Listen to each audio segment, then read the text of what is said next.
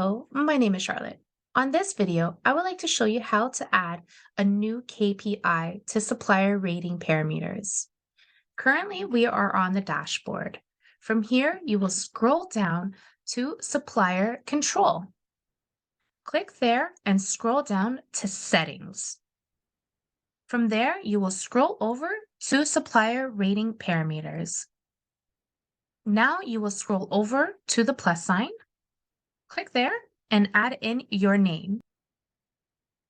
Once you have added in your name, you add in your weight. Now that I have added in my name and weight, I click Save. And that is how you add a new KPI to supplier rating parameters using Artintech ERP Supplier Control module. Thank you for watching, and please follow us for more.